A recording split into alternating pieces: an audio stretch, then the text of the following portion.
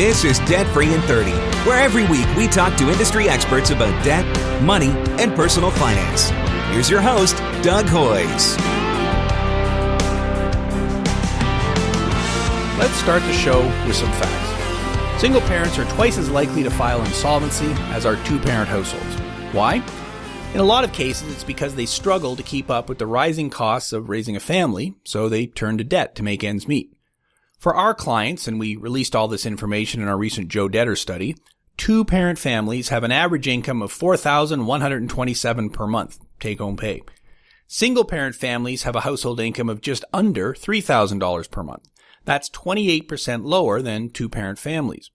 In a two-parent family, it's often possible to juggle childcare responsibilities, but in a single-parent family, daycare is often more necessary, so a single parent gets hit with a double whammy. Lower income, but higher costs for things like daycare and everything else. It's no wonder then that lone parents end up resorting to debt to make ends meet, and that's often why they have no choice but to resort to filing a bankruptcy or a consumer proposal. Our average single-parent client has unsecured debt of $47,612 at the time they file, and since a third of them have payday loans at the time they file, it's no wonder they have financial problems. They can't service the debt on their incomes. So what's it like to be a single parent? What are the challenges? What are the practical strategies you can use to manage your money as a single parent? And how can you deal with job loss, which of course affects everybody, single parents, lone parent families, and all age groups? To find out, I'm joined by a woman who is a single parent, who has gone through job loss, and who is also currently in a consumer proposal. So let's get started. Why don't you give me some of your background? And we're not going to use your name here because I don't think that's really relevant to the discussion. But in ballpark terms, tell us kind of, what happened. Give us a bit of your life story. Well, as you said, I was a single parent, but I had a very good job. I was working on Bay Street and doing quite well. And shortly after my 50th birthday, I got downsized. And this was something that just happened. It had nothing to do with you in particular, I assume. Exactly. It was my colleagues and I had thought for a couple of months that something was going to happen because there just wasn't the work. And we discussed it, and I sort of figured it would be me because I was the last man in, so to speak. Mm-hmm. And because of what we dealt with, I said, financially, it makes more sense for the company to let me go because it will be cheaper for them. And that's exactly what happened. And you think you take it in stride, but it's a blow. It's a blow to your ego. Well, and I'm interested in talking about that then. So you could sort of kind of see it coming. Yes. And from a business point of view, it made perfect sense. Okay, business is down, and, I'm one of the least senior employees there, like you said, last man in kind of a thing. Yeah, but with the same sort of level of experience. There were several you'd of us obviously at the same level. done other things before, but for the company, well, if I got to pay severance or termination, it's based on how long you've been there. You haven't been there as long, so we can save money by downsizing you. And so that's what happened. So it was not a total and complete shock to you, but it was still a blow, I assume. What did it feel like when you got that phone call or got called into the meeting or however it happened? It's momentarily absolutely terrifying. Mm-hmm. And then you sort of go, that's okay. I've got skills. I can adjust. And because I sort of thought it was coming, I had been looking. And unfortunately, the industry I was in was looking at a downsize, change, redirection altogether. So a lot of the jobs that I'd been interviewing for suddenly weren't going to happen anymore. Because everyone else was downsizing too. Exactly. And there was also a major player in the industry had collapsed right around the same time. So it flooded the market with highly skilled people. And it was just, circumstances all came together that I did not readily find another job. And so when you got downsized, you figured, okay, and I'm putting words in your mouth here, so you can tell me if I'm wrong. Okay, I'm going to find another job. Exactly. And that was a hope I held on to for a very long time. Looking for employment. I had a small severance package. And I knew what my timeline was. And I think in that time, I probably went on 10 to 15 interviews a week. Wow. But there just was nothing there. Well, and you look at it, I'm also disabled. I look great on paper. I know that when I walked in some interviews, the first words out of the interviewer's mouth was like, "Oh, you're disabled." And the interview would last 10 minutes. And you can't go and say, well, they didn't hire me because I was disabled. They can give 1,000 reasons why they didn't hire you. So that became a barrier as well, I believe. Yeah. And your disability had nothing to do with your job, I assume. No. I mean, you managed to come to this interview today. Yes. So obviously you're able to get around and all that kind of stuff. Yeah. But it was yet another barrier. So at what point did you say, you know what, I'm not going to be able to find another job in my field? Probably after a year. After a year of looking. Yes. I had taken some temporary part-time jobs. I taught for a while. And of course, nothing was at the salary I was at. I made very good money in my job.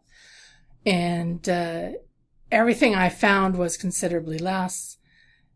But I kept at it. I kept looking. Even when doing the temporary jobs, I was still out there looking. And I'd applied for one job that I was really hoping I would get. It was a very long process. It involved writing exams, multiple interviews, doing written questionnaires. It was a very long, as I said, process. And at the end of it, they decided to not continue with the position. And that took a year. So you might have gotten the job if the job existed, but the job didn't exist. The job no longer existed. And so throughout this process, and obviously prior to that, you were also a single parent. Yes. So how did that impact the whole job situation? I mean, I would assume if you're single and 20 years old and living in your parents' basement, then, oh, well, no big deal. But in your case, you were the primary caregiver and the primary income support for your family. Yes, I was paying all the bills. It meant reducing expenses. It meant that my kids who were working had to start contributing, which was hard for them. No eating out. Because your kids were like teenagers at the time or that kind of age. Yep. Yeah. So you didn't have the daycare issues, but teenagers can be more expensive than Everybody's got cell phones. There's a landline. There's, multiple TV variations, and that was all reduced. We did things around the house to reduce our energy costs and water consumption and that sort of thing. You go through all those steps to, make your finances as tight as possible. But reducing the cost of everything doesn't necessarily do anything when you don't have money coming in. And that is a key point. And this is really the thrust of our whole Joe Debtor study, that my clients, of which, you are one, do not have a debt problem so much as they have an income problem. Yes. Cash flow, as I like to call it. Yeah, it's cash flow. And so you're right. If you reduce your expenses to $1 a month, but you've only got 50 cents coming in, then you're not going to be able to do it. So you did the logical thing, which was cut back as much as you possibly could, but it just wasn't enough. No. It's as simple as that. It's a simple math question. Yes. So I looked at refinancing. I refinanced my mortgage. So at the time you owned a house? Yes. Okay. So you looked at refinancing? Yes. And increased my mortgage to give me some cash flow. And continued to look for work. Did you have any savings leading into this process? I had savings and I had RSPs. So you had done everything right up to this point. Yes. You were living responsibly. You weren't living in a $10 million mansion, I'm guessing. No. You can tell me if I'm wrong here. No. You had, essentially minimal or no debt. Obviously you had a mortgage, but if you had savings, then presumably you were on the plus side of the ledger. I had a small balance on my credit card of like maybe $500. So essentially nothing. Yes. I always limited my credit cards most of my life. I didn't near the end to one pay a month. So I wouldn't have a balance over one pay a month. So in effect, one paycheck could clear it up. Exactly. It was your procedure. That changed. Mm-hmm. And this is over a extended period of time, obviously. 2.5 years. 2.5 years. So it's from the time you were working, and even though you were a single parent and, the income support for your kids, everything was going pretty good. Yep. You had money in savings. You owned a house. Yes. And you had RSPs. And then you lost your job and gradually had to deplete those resources. All of those assets. And at what point, so you refinanced the house, and then at some point did you sell the house? Yes. And again, it was mostly a cash flow decision at that point, was it? I couldn't make the payments. I got to the point where I'd borrowed from friends and family. I was lucky enough to have friends and family, who would help me. But that was going to be a stopgap until the house could get sold. And even at that point, I had missed, by the time the house was sold, I'd missed 3 mortgage payments. Gotcha. So the house would have been taken from you at some point anyways, exactly. if you didn't sell it. So you didn't end up getting $1 million when you sold the house because you had already refinanced it and so on and so forth. So in effect, selling the house allowed you to, in a sense, break even, but it then meant you didn't have to be paying the mortgage costs and whatnot. Exactly. So you ended up finding a place to rent that was obviously less costly than carrying the mortgage, the property taxes, the repairs and maintenance, all that kind of stuff. So it made sense from it was probably 40% less than 40% less. Yeah, but still no cash coming in. Right. Still not cheap. Very little proceeds left from the house. So I began living on my credit card. And at what point did you get to the point where you said, okay, I can't do this anymore? I found employment. However, it was 40% of what I'd been making when I lost 40% away. So less than half of what you were making before. Yes. Wow. And it was barely covering rent, heat, hydro, groceries. And I was not being able to service the debt that I had lived on. Essentially, I'd used my credit card to live on. It paid rent, it put gas in the car, groceries on the table, even paid the utility bills. So for a 2.5 year period from when you lost your job, you first depleted your savings. Yeah, then my RSPs. Then your RSPs, then sold the house, which didn't really free up any equity, but it reduced your cash flow. And then you had to resort to credit in order to keep going. You did find a job, as you said, making less than the previous job. And so that was the point when you realized, okay, I can cover my rent with my job. I can buy groceries, but there's no way I can ever service the debt. Exactly. And was there some light bulb moment when you realized that? Because you had been renting for a period of time at that point? Was it when you found the job? I hadn't been renting that long. I'd only been renting about 5 months, 6 months. So was it when you found the new job that you realized that you had the math issue? It was probably before that, but I'd hope that once I got in that job, it's one of those things that you finally find your job and 3 more come along. Yeah. And I thought, well, let's see, I'll get everything covered and we'll move forward. And then I would say probably 2 months into it, I thought, this isn't going to work. This isn't going to happen. Mm-hmm. And I started working with the credit card company in my bank, said, okay, what can we do to reduce the interest rate, the whole bit? And I had some smaller little credit cards too that I had been paying because their payments were lower. And I realized probably, in the fall that it wasn't going to happen. And I knew Allison, and I'd also done, there's some free things online, consumer debt, things that are free, and they will help you assess things. And I had gone to one of them and said, okay, just confirm my numbers for me. And they had recommended bankruptcy. And I didn't really want to go bankrupt because I didn't want to lose everything. I still needed a vehicle to get to work, that sort of thing. So, and started talking with Allison, and we moved forward from there. And she was the one who said, you don't have to go bankrupt. You can do the consumer proposal. Right. And that's what you ended up Yes. doing. And Because you know what? For me too, maybe it's a generational thing, but I still feel responsible for my debt. mm-hmm.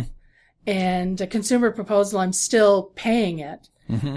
but in a way I can afford, and they were all happy with. And that's very interesting. So, why did you pick a consumer proposal over a bankruptcy? I mean, it seems obvious to me that you had to do something. Yes. There was this debt out there, and you had done everything in your power to deal with it. Yes. You'd sold your assets, found the best job you could find. You were working with the credit card company, the bank, can you give me a break? Can you cut the interest? Can you cut it? Well, of course, the bank isn't going to cut your credit card in half. Actually, the credit card company was much more willing to work with me than the bank was. And this is a bank I'd been with for 30 years. So that shows you how much that's worth to the bank, eh? I was furious at times with the treatment. Like suddenly I didn't have these bank accounts and I was a nobody and they weren't going to do anything for me. So back in the day when you had an RSP and savings and owned a house and had a they mortgage. were offering me $50,000 and $75,000 lines of credit at prime. Wow. And then as soon as that disappears, okay, now all of a sudden we're not even willing to give you a break on the interest or anything else. Nothing. And so if they're not willing to work with you, well, what can you do? Exactly. Like there is no mathematical choice.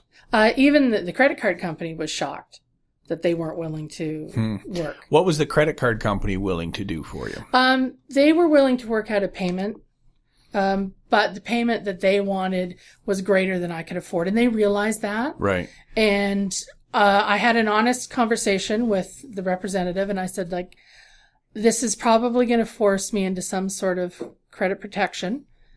And they're like, yeah, okay, we understand. Let us know what you do. So once I had met with Allison and the proposal was in place, I called them, gave them Allison's phone number and for Hoy's and that. And they signed on within hours of that conversation. Yep. So. Yeah, and we won't go into the specific numbers here because everyone's case is different, but I took a quick look, and in your case, yeah, you had a bunch of debt, and the proposal you ended up offering was about a third of the total debt. Yes. In terms of the math. And the monthly payment is, I think, quite reasonable. You're not paying a massive amount. No. You're paying a lot less than what they were asking for before. Absolutely. I'm guessing probably a third or less than what all the minimum payments. Less than a third of what the minimum payments were before. So obviously from a cash flow point of view, that makes a huge difference. It does. Things are still tight. Yep. But I also have benefits now. So medical costs were also one of the things that were, I have about $500 in medical costs a month. Mm-hmm. That was contributing. Now that I have benefits, I don't have that expense. Right. So that freed up some money. It's a 70% coverage that I have. So. Right. So that's like getting a job that pays $500 more in effect. Yes. And that's in after-tax dollars. So when you, thinking through that decision, so I had to do something. Do I do the bankruptcy or I do the proposal? Allison would have explained to you, okay, well, in a bankruptcy, the more you make, the more you got to pay. And, given that your kids are now older, they might not, most of them don't qualify as dependents. We have to factor in their incomes, whatnot. So there could be a slight surplus income penalty in a bankruptcy, meaning you got to pay a bit more and the bankruptcy could get extended. So with the consumer proposal, you know exactly what you got to pay. Mm-hmm. The number never changes. Did that also contribute to the decision to file a consumer proposal? Absolutely. And there can still be some stigma with a bankruptcy. It would have affected I sit on a couple of charitable boards. It would have affected my standing on some of those boards. And that was a big consideration for me. Gotcha. And we find that today the stigma is a lot less. Last year in Canada, 120,000 people did either a bankruptcy or a consumer proposal. Mm-hmm. So it's not an unknown quantity anymore. And so in most cases, most regulatory authorities, if you give them advance notice, they're okay with it. But you're right. In some cases, it is an issue. So for you, the consumer proposal became a Obviously, there was a math component to it. Okay, I know exactly what I'm going to have to pay. It's a payment that I can afford. It's way less than a third of what I was paying before, and I'm only going to end up, in effect, paying back a third of the debt. The banks are going to wipe out all the rest, and there will be no further interest. Exactly. But it was also a psychological thing, too. Yes. And that, I'm getting the sense that that was even more important to you. It was. I felt it was my debt. Mm-hmm. And I felt a responsibility to pay it back.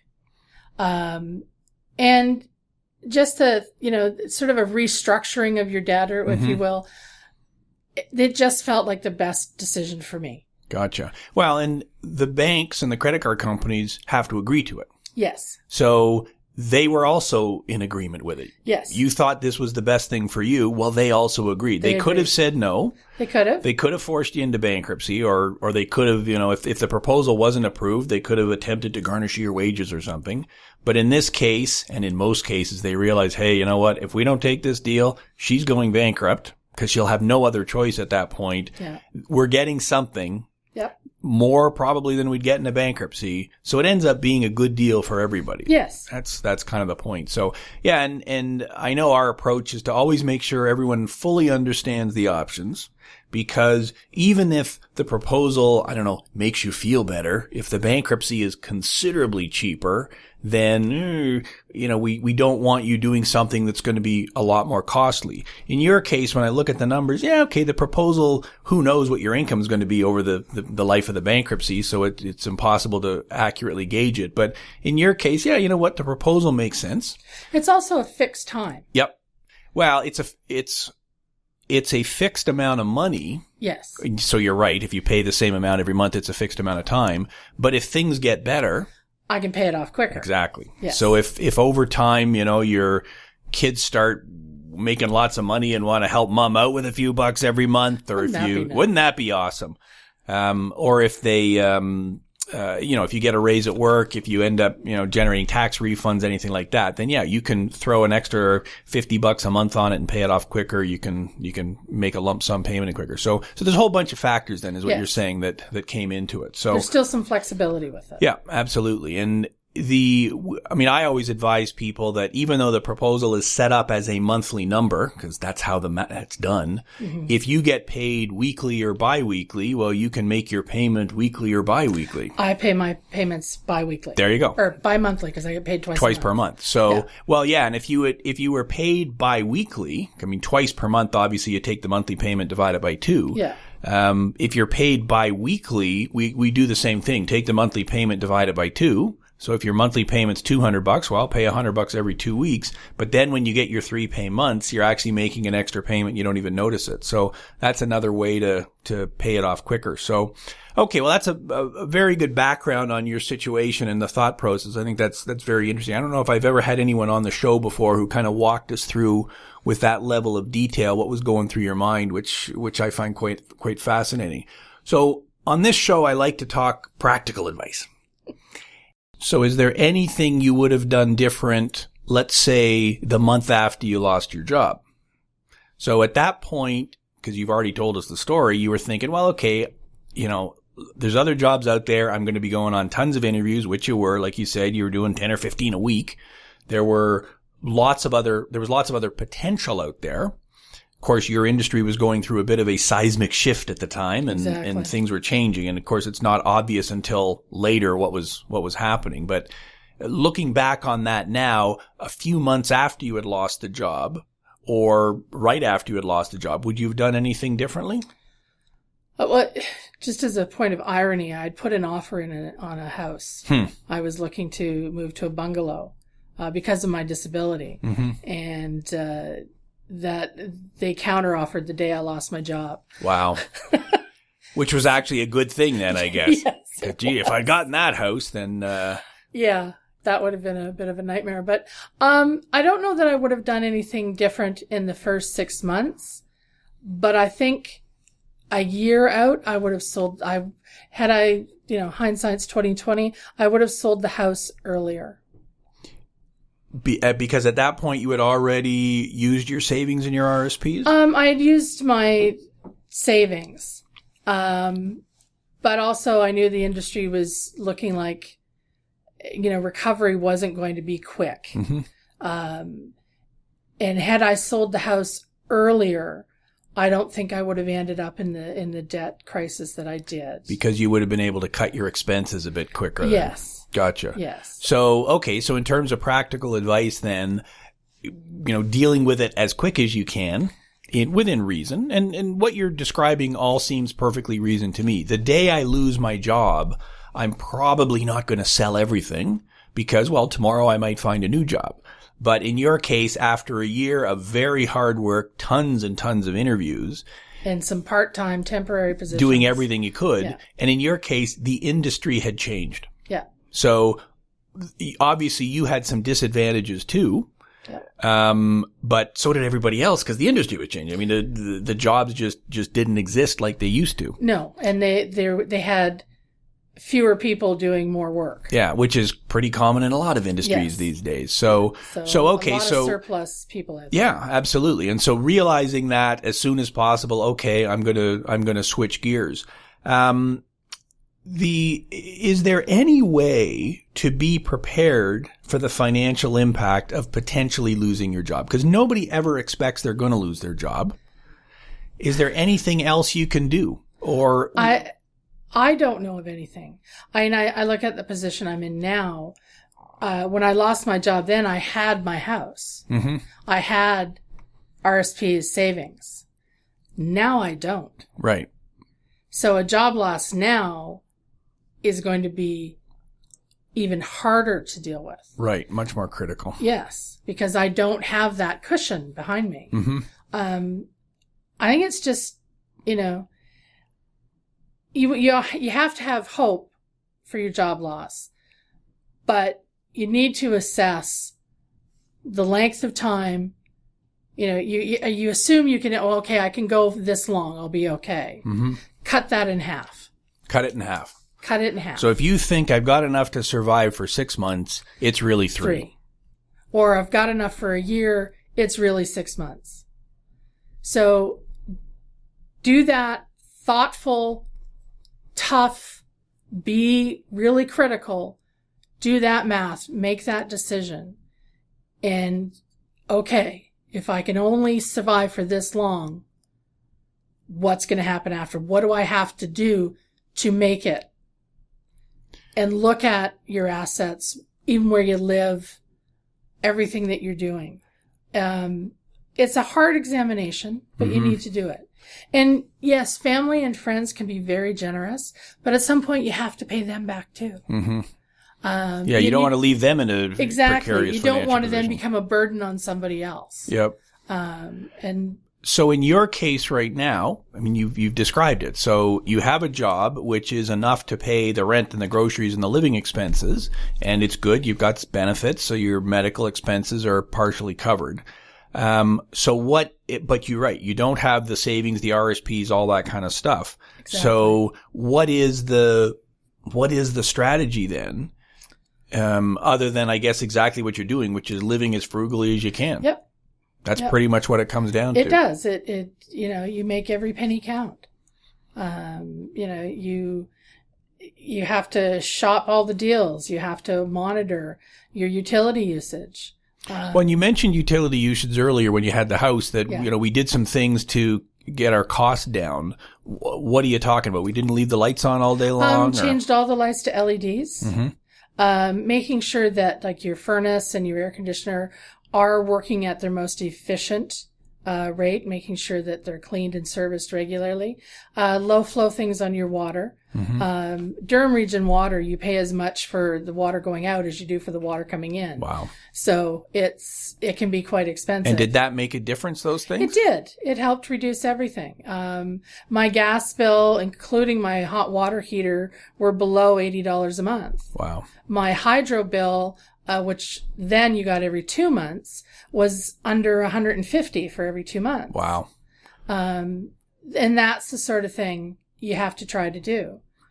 So you literally looked at every single expense you had. Absolutely. And said, okay, how can I chop it? How can I chop it? Exactly. And obviously making an investment in something like LED lights costs money up front. But there are rebates. There are all sorts of things you can do. And so like it makes even sense. today, there's a website called saveenergy.ca, which can open your door to all sorts of free things with respect to your hydro and your water usage, and even your heat. So looking at those things can really help. Excellent. I mean, I also was planning on buying a new car the year I got let go. Didn't do that. Yeah. Yeah. You know, I now drive a 12-year-old vehicle. You know? Yeah. And it's not having the newest and the biggest and the brightest all the time. And I guess that's a good way to end it. So in terms of final advice for people who are listening, who are either in a debt situation or want to avoid it, isn't that what it all comes down to then? The mindset. Absolutely. And that's what you would say to people, you don't have to worry about having the best and the brightest all the time? Yeah, absolutely. I mean, it's taking a good hard look at how you spend your money, what you spend it on. I mean, I wasn't a big spendthrift, but I would buy clothes twice a year, set times. I don't do that anymore. And that might have been something that maybe 5 years ago, maybe I could have cut down. But it's looking at how you live, how you spend your money, and not having to always have the very best or the newest trend. Excellent. Well, thank you very much. I appreciate you sharing all that, and I appreciate that those practical pieces of advice. I think that's very helpful for everyone listening. So to close the show here, I will reiterate that my guest, had a well-paying job, making good money. She was downsized and had to use her savings and then cash in her RSPs, sell her house, did everything she could to survive, but ended up finally having to resort to credit cards to survive. She's working now, but her new job pays a lot less than her old job, so it was not mathematically possible for her to pay her living expenses and support her family and to pay off her debt. So she ended up coming in, talking to us, deciding between a bankruptcy and a consumer proposal. She ended up deciding on the consumer proposal, both because it was a lot cheaper than what she was doing, but also because she knew she owed the money and she wanted to work out a settlement directly with the people she owed money to. All parties agreed, and she can breathe easy again. So obviously being a single parent isn't easy. Losing your job, being downsized isn't easy, but she's obviously quite happy for the relief that she got from the consumer proposal. And I think I love her advice about looking ahead and figuring out what it would cost you to live for a few months if you were to lose your job, and then cut that estimate in half. So if you think you've got 6 months worth of runway, no, it's probably only 3 months. So being as frugal as you can now is the way to go. That's our show for today. Full show notes, including a transcript and links to how a consumer proposal works, can be found on our website at hoyes.com. That's HOYES.com. Thanks for listening. Until next week, I'm Doug Hoyes. That was Debt Free in 30.